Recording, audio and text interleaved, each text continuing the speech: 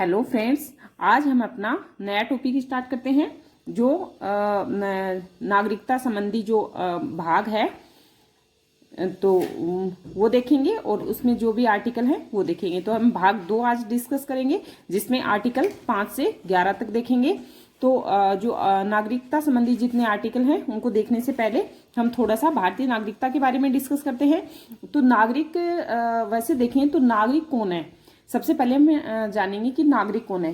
तो जो नागरिक है वो कौन है, तो वो है एक मतलब जो कि राजनीतिक समुदाय से पूर्ण रूप से जुड़ा हुआ है। तो अब राजनीतिक समुदाय से पूर्ण रूप से कौन जुड़ा हुआ है या कैसे जुड़ा हुआ है हम वो जानेंगे। तो पूर्ण रूप से जुड़ना यानी कि जो वोट देता है, जो भी नागरिक अपना वोट देता है या जिसको वैध मताधिकार का जो वैध मताधिकार जिसको प्राप्त है वही नागरिक है, उसको हम नागरिक कहेंगे। तो देश का प्रथम नागरिक कौन है? राष्ट्रपति है। तो जो राष्ट्रपति है अपना वो भी एक आम नागरिक है, जैसे कि हम लोगों के समान ही वह भी एक नागरिक है।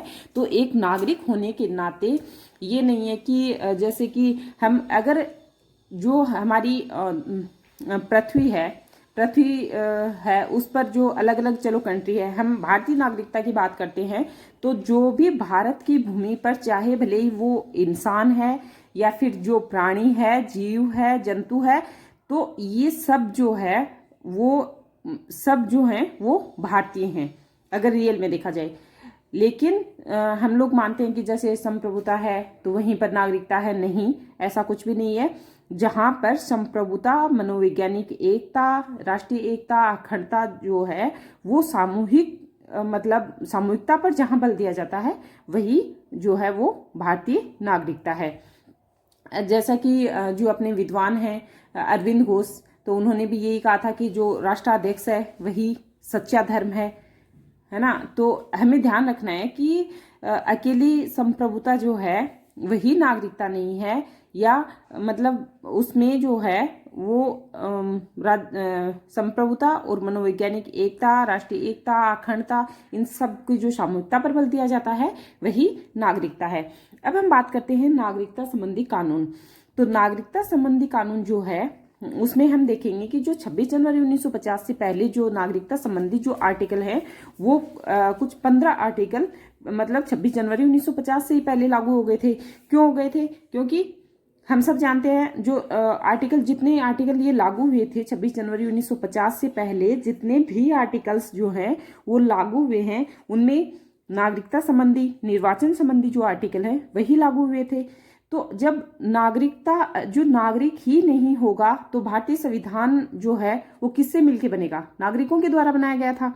तो जब नागरिकता संबंधी कानूनों का प्रावधान नहीं होगा या आर्टिकल्स जो वो लागू नहीं होंगे तो संविधान कौन बनाएगा? तो जो हमारा संविधान पूर्ण रूप से बनकर तैयार हुआ और उससे पहले भी हमारा 26 जनवरी 1950 से पहले ही जो वो है ये आर्टिकल्स जो 15 आर्टिकल हैं वो लागू हो गए थे। तो ये हमारे भारतीय संविधान में जो आर्टिकल 394 है उसमें स्पष्ट रूप से यही लिखा हुआ है कि निम्न अनुच्छेद 26 जनवरी 1950 से पहले लागू हो गए थे। तो कौन कौन से आर्टिकल एक बार देख लेते हैं, कौन कौन से आर्टिकल पहले लागू हो गए थे। तो नागरिकता वाले 2 आर्टिकल लागू नहीं हुए थे, 10 और 11 वाले। तो 5, 6, 7, 8 और 9 यानी कि 5 आर्टिकल तो ये वाले लागू हो गए थे। उसके बाद जो है 60, 324, 366, 367, 380, 388 और 391, 392 और 393। तो ये जो आर्टिकल हैं वो 26 जनवरी 1950 से पहले लागू हो गए थे। और इसमें स्वयं जो आर्टिकल है 394 ये भी जो है 26 जनवरी 1950 से पहले ही लागू हो गया था।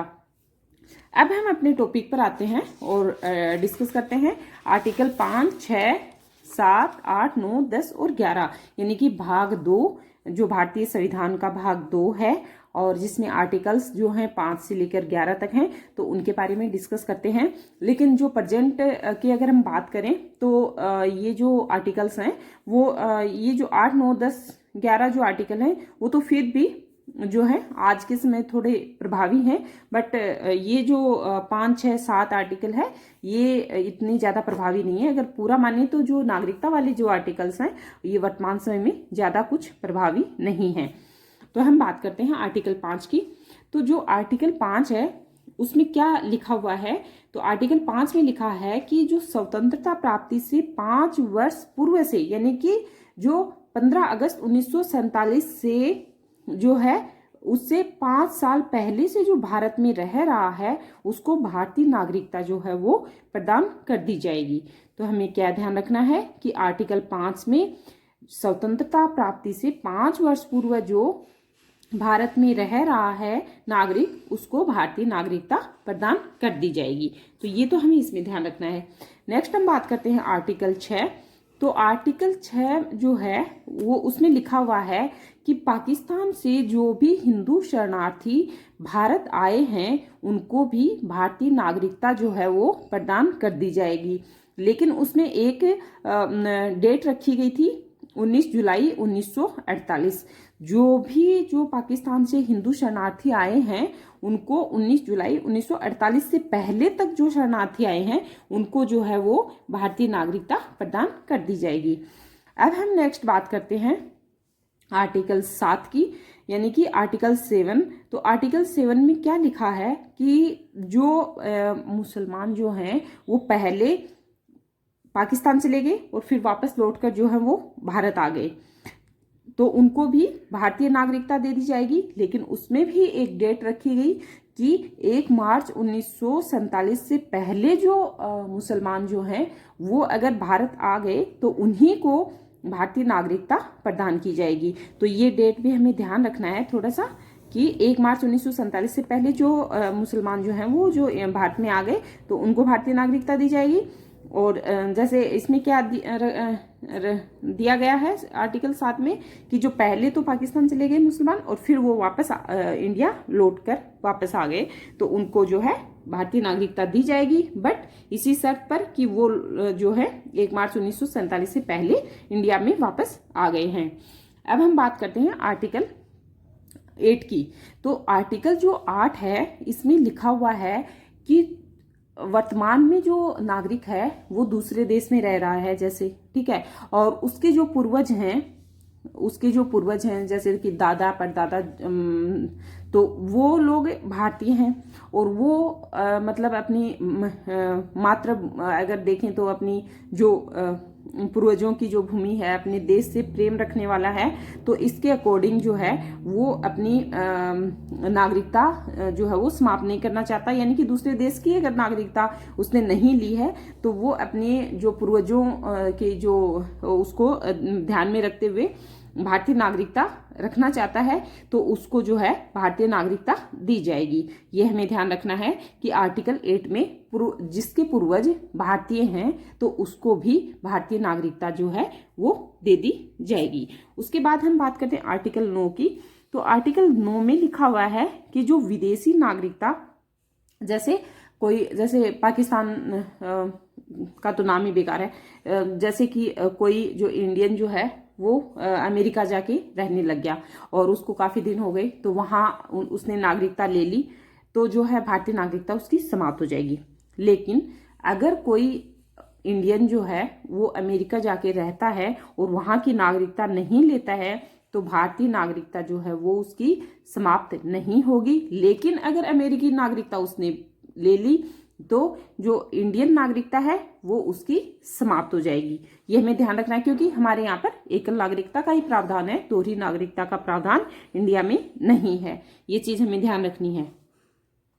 तो आर्टिकल 9 याद हुआ कि विदेशी नागरिकता अगर कोई इंडियन ले लेता है तो उसकी जो स्वदेशी नागरिकता यानी कि हमारी जो भारतीय नागरिकता है वो समाप्त कर दी जाएगी क्योंकि हमारे यहाँ एकल नागरिकता का ही प्रावधान है।